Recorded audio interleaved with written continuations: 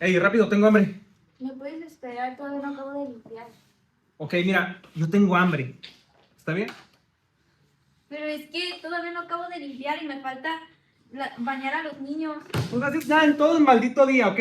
¿Cómo no hago nada? No Si haces yo nada. estoy atendiendo a los niños y tú no los atiendes. Ok, mira, yo Mínimo, mantengo a esta ayúdame. familia, ¿ok? Yo mantengo a tus hijos y a ti. Págame. ¿Cómo que te mínimo. pague? Yo no te voy a pagar ningún maldito centavo, ¿ok? Como podemos ver, este tipo de situaciones es bastante común en los hogares. El trabajo doméstico de la mujer no es pagado por las personas ni por el Estado, cuando se ha demostrado que es algo muy importante aquí en la sociedad, el trabajo doméstico de la mujer, y es algo que nos explica la autora. También cuestiona el cómo estas mismas tareas domésticas no se pagan cuando se realizan dentro del hogar, pero sí fuera de este. Y es que no solo se trata de dinero, sino el cómo la sociedad ha impartido estos roles de género que suelen invisibilizar este trabajo. Y muchas veces no es una elección libre, sino que se desarrolla desde la infancia. ¿No? Y que han olvidado completamente toda una gran área de actividades, que son las actividades en la cual, en la historia de la sociedad capitalista, han sido más involucradas las mujeres, como el trabajo doméstico del hogar, que nosotras lo hemos redefinido.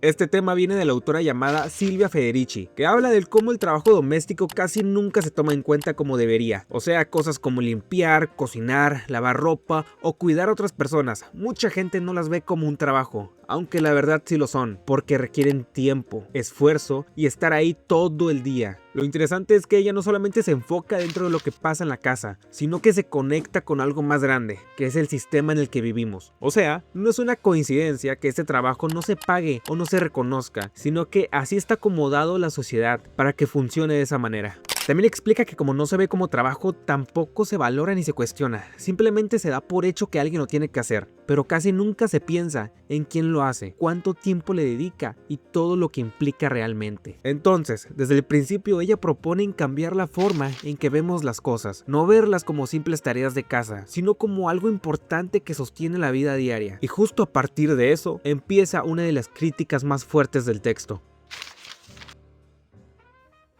A partir de lo que menciona la autora, surge una idea muy importante. Muchas de las cosas que se hacen dentro del hogar se presentan como actos de amor, cuando en realidad también pueden ser trabajo no remunerado. Esto pasa porque muchas mujeres realizan estas actividades no solo porque quieran, sino porque se espera que lo hagan. Se les ha enseñado que cuidar, atender y estar disponibles para los demás es parte de su rol. Y como esto se relaciona con el amor o con la familia, se vuelve difícil cuestionar. El problema es que cuando algo se ve como amor, se deja de ver como trabajo. Entonces todo el esfuerzo que hay detrás se vuelve invisible. Nadie habla del cansancio, del tiempo que se invierte o de lo repetitivo que puede ser, porque se supone que se hace con gusto. La autora critica esto porque dice que es una forma de ocultar la explotación. No es que el cuidado o el afecto sean algo negativo, sino que cuando se convierten en una obligación sin reconocimiento, dejan de ser una elección real. Y para que esta idea funcione, era necesario que las personas lo vieran como algo completamente normal, como si siempre hubiera sido así.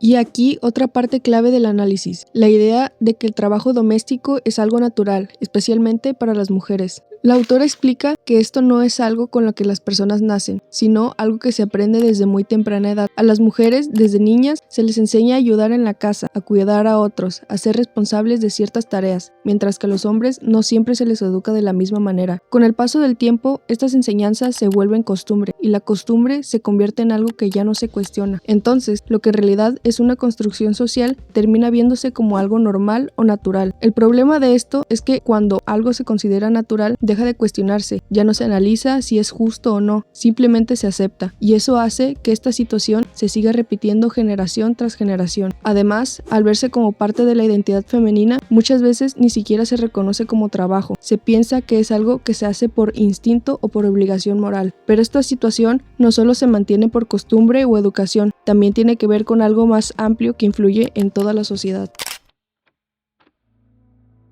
Ese algo más amplio del que habla la autora es el sistema económico, específicamente el capitalismo. Ella explica que este sistema se beneficia directamente de que el trabajo doméstico no sea pagado, porque mientras alguien se encarga de la casa, de la comida y del cuidado de las personas, otros pueden salir a trabajar y generar dinero. Esto significa que el trabajo doméstico sí produce valor, pero no de manera directa ni visible. Es un tipo de trabajo que sostiene todo lo demás, pero que no recibe reconocimiento económico. En pocas palabras, el sistema obtiene una gran cantidad de trabajo gratis y eso no es una coincidencia, sino parte de cómo está organizado. Si ese trabajo se pagara, cambiaría completamente la forma en la que funciona la economía. La autora también menciona que esto no solo afecta a las mujeres, sino que también influye en las relaciones sociales, en la familia y en la manera en la que se distribuye el poder. Entonces, al entender esto, se vuelve más claro por qué es importante cuestionar esta situación.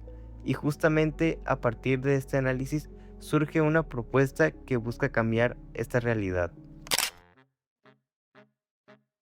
A partir de todo lo anterior, la autora propone que el trabajo doméstico debería ser reconocido y pagado, pero es importante entender que esta propuesta no significa que las mujeres tengan que seguir haciendo lo mismo siempre, más bien es una forma de visibilizar ese trabajo que durante mucho tiempo ha sido ignorado. El hecho de pedir un salario cambia completamente la forma en la que se percibe este tipo de trabajo, porque al decir estos trabajos se rompe la idea de que se hace únicamente por amor, costumbre u obligación. También permite cuestionar por qué siempre han sido las mismas personas las que lo realizan y por qué no se distribuye de manera más equitativa. Además, el salario no solo representa dinero, sino también reconocimiento y poder. Es una forma de darle valor a algo que antes no se tomaba en cuenta. Entonces, más que una solución final, esta propuesta funciona como una herramienta para abrir el debate y empezar a cambiar la forma en la que vemos estas actividades. Y todo esto nos lleva a reflexionar sobre cómo estas ideas siguen presentes en nuestra vida diaria.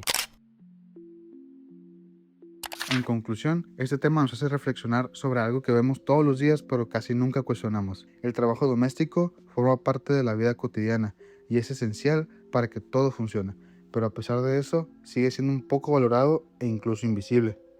Como vimos a lo largo del análisis, esto no es algo que ocurra por casualidad, sino que está relacionado con la forma en la que se ha organizado la sociedad, la educación y el sistema económico.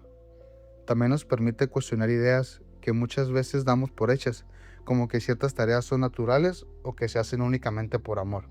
La autora nos invita a cambiar esa forma de pensar, a reconocer el valor de este trabajo y a reflexionar sobre cómo se distribuyen las responsabilidades en la vida diaria. Al final, entender este tema no solo sirve para analizar lo que ya existe, sino también para imaginar formas diferentes de organizarnos como sociedad. Y tal vez la pregunta más importante con la que podemos cerrar este tema, ¿realmente es solo amor o también es trabajo no remunerado?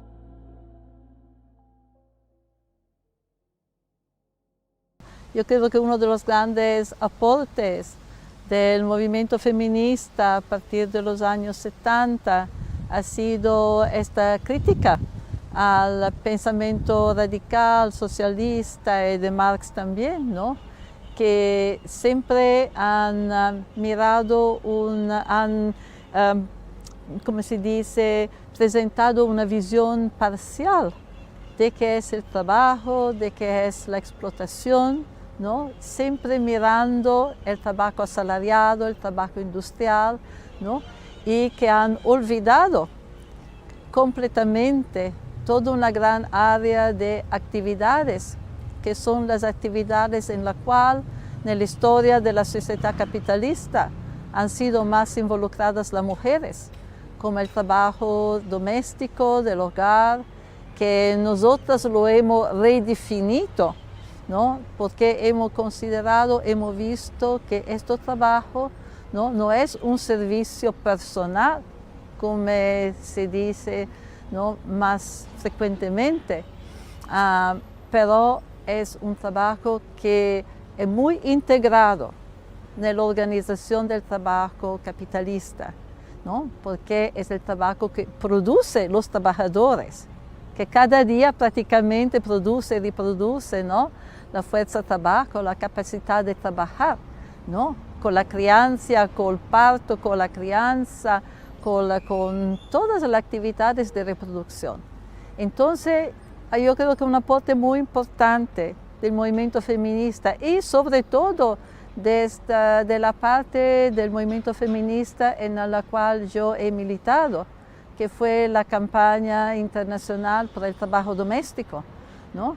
Hemos hecho un análisis que se ha enfocado, ¿no?, que sobre el trabajo del hogar, ¿no?, para demostrar que ha sido injustamente olvidado, invisibilizado, ¿no?, que también los socialistas, los marxistas han aceptado la desvalorización que es típica del pensamiento económico burgués, ¿no? Porque este trabajo en realidad es el pilar, ¿no? Es lo que sostiene todas las otras actividades laborales.